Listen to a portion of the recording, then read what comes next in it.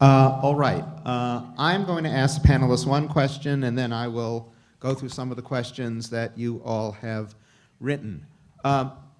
In the countries of Europe, has been made clear here, there, particularly by Jeff, there's certainly a greater commitment to the public sector and the public square. Most of these countries, unlike the United States, have until relatively recently been relatively racially and ethnically homogenous, as the United States has never been, nor have we ever recovered from our original sin of slavery.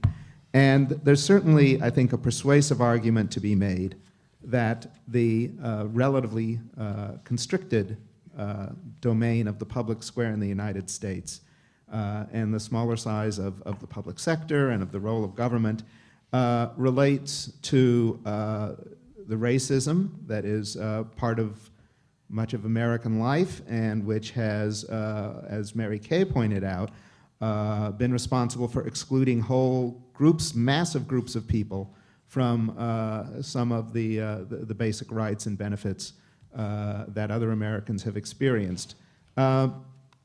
Maybe the three of you could briefly address this topic, which could take hours to discuss, as you wish. I'll start.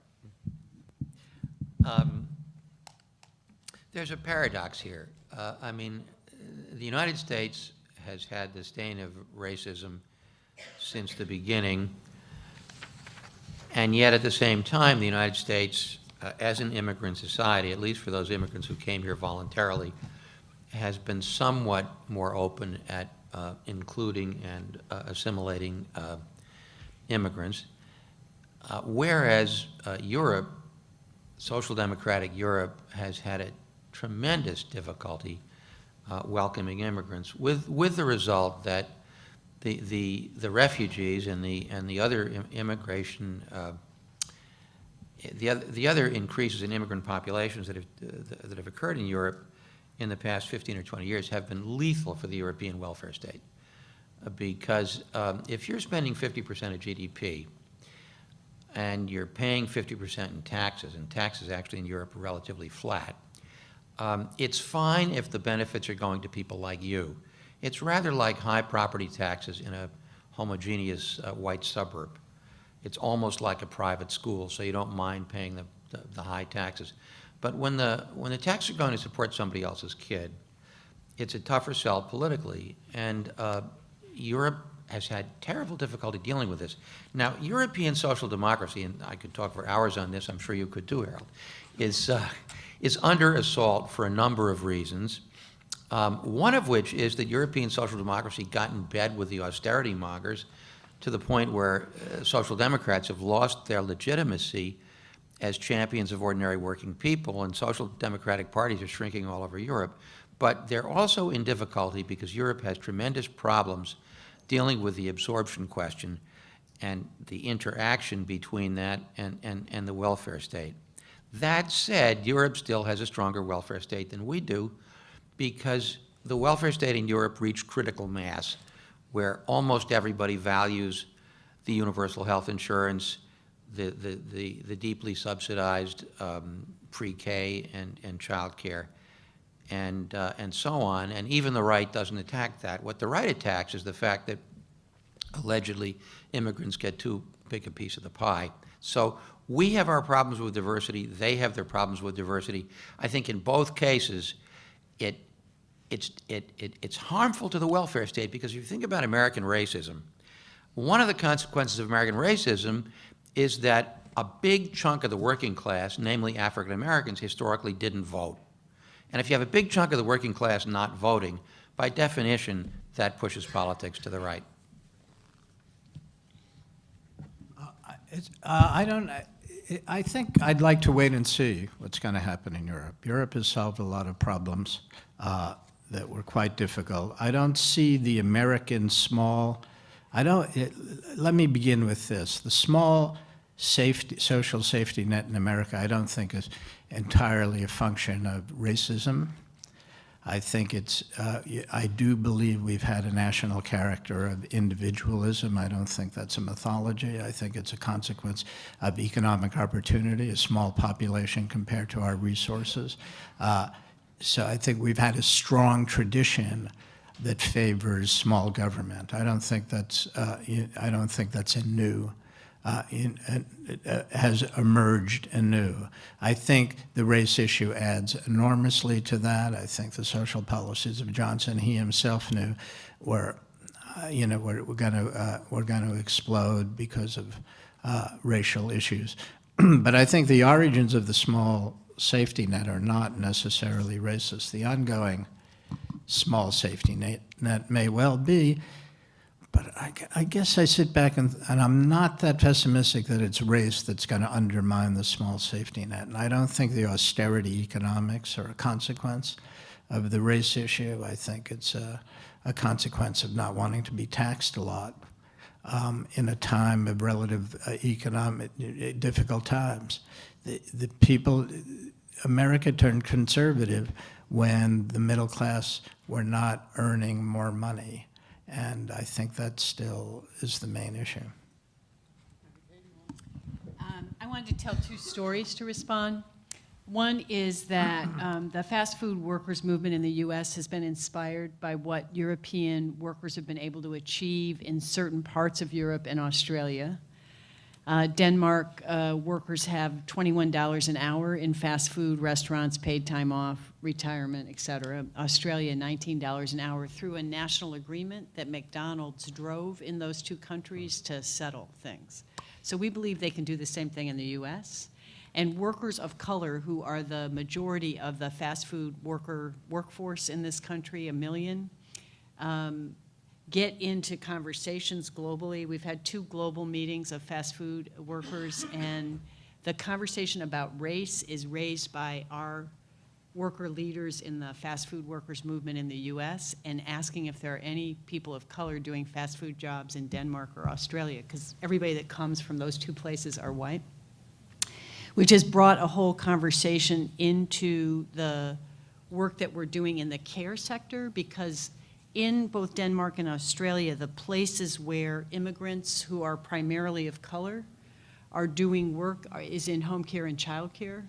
And so there's a real interest, I would say, in the global trade union movement, and specifically the work we're doing in Europe, which is they see their future is our present in the way in which race is being used to undermine the value of work. And the ability in the fracturing of work that goes into pieces is how we talk work going to pieces, where it's no longer a full-time job, but it's little micro jobs that you have to stitch together in order to have some standard of living. And so those are the 2 stories I would share as a way to say the way we experience it is it's both about class distinctions and race, and our capacity as a labor movement to talk about both, I think, is essential for our future success. And I wish I was here for the panel tomorrow that our Executive Vice President, Jerry Hudson's going to lead, because I think white leadership in the trade union movement in the U.S. has to break our silence about the impact that race has had on our ability to build a broad justice movement in this country. Okay.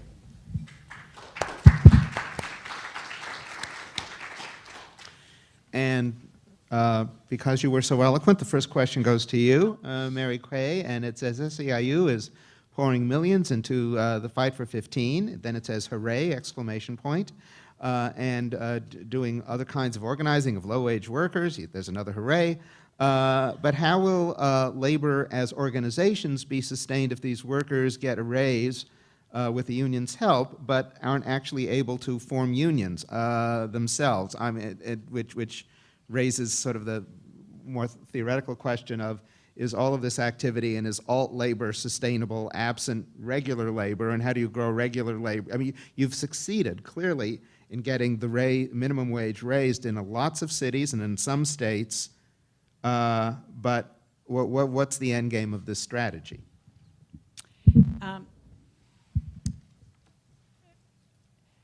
we think about growing this movement of underpaid workers in the low-wage economy and winning a union as a first step to building a movement powerful enough to fight on the fronts that we heard Randy talk about, Leo begin with, Bob and Jeff. So for us, I just want to be clear, the end game here is about a just society. It isn't about rebuilding the labor movement or creating a fast food workers union. We see those as steps along the way, and we're really concerned right now. We just did this reflection after April 15th, that if the end game is represented as 15 in a union, then we will have failed in building a movement powerful enough to really address all the inequity and injustice. So that's one. Two is we are bound and determined, and if you talk to any fast food worker leader or home care leader or child care leader, even if we win 15, which we'd be delighted to have, we are not stopping until we win a permanent organization. So for us, it is both and you would hear if you were in the street or talking to our leaders. I was standing in a McDonald's in August, and the striker that led the protest that day said to a reporter who said, "What if McDonald's gave you 15 today?" And she said, "I have to have my union in order to have a schedule so that that 15 would make a difference. I have to have a union in order to get paid time off so I can be with my kid. I have to have a union in order to make the community I live in a more just place." So she understood, like in every fiber of her being, that coming together was changing things already, but she had to have a permanent organization. So I think that responds to the first question. The one thing I wanted to note is SEIU does not think about our millions or whatever we're spending, which is not clear to us, as the major investment that we've made. The major investment from our perspective is the hearts and minds of our member leaders across this country who have decided to invest their heart and soul in a bigger fight, not just for themselves, but for everybody. And I say back to the press and to the Franchise Association and to the Chamber of Commerce, who are trying to attack our investment as if it's some sinister spending of millions in order to grow our dues, or however the attack plays itself out. I just think it's important to keep in mind that it's about ourselves and about everybody else, which is the key way in which we think that investment gets maintained. But it's connected to, I think, what Bob said when he ended, which is this defense of the public square is directly a link to the right-wing attack on public service unions that is well underway, and that by next July could result in 1 million workers losing the ability to invest in public sector organizations when the Supreme Court rules against the ability of fair share fees, which is a technical thing, but I think of it as the silencing of workers' voice that Randy spoke to in her keynote. And this question that was posed by this questioner is a key concern on our minds, which is as we try and escalate the fight for 15 in a union and broaden it, how are we going to be able to maintain our members' focus and investment in that with other parts of the labor movement joining in while the right wing dismantles us and takes more and more organized resource off the table, both in terms of human talent and leadership, but also in terms of our members' ability to have an independent organization that's not reliant on philanthropic dollars or. So I think that that's the key question, which we're so grateful to being a part of the planning committee that's in front of us. Because I think the other question that is hidden in this question is, can we sustain the building of this strong movement as the right wing dismantles the trade union movement in this country? And that's the question for all of us to confront. Right. Here's a question I think either Bob or Jeff or both of you can address this. Is one reason that we have been losing some of the political argument because we're afraid to talk about public control of finance because some of the things that are off the agenda are things like not merely something going well beyond saying the Federal Reserve System, more public control and real control of banking, national banks, that sort of thing. Are we conceding a lot by not having that as part of our arsenal?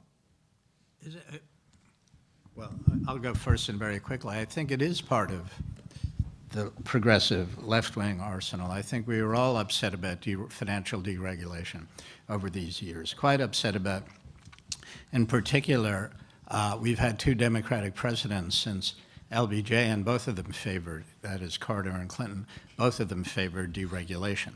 So financial deregulation. So were you going to look to? There's no question that deregulation was a fundamental cause of the crash, a fundamental cause of the fake recovery and expansion that preceded the crash. And I don't think you and I are afraid of talking about that. But I think the Democrats, cowed by Wall Street's intense lobbying and ability to support elections financially, were afraid to talk about it.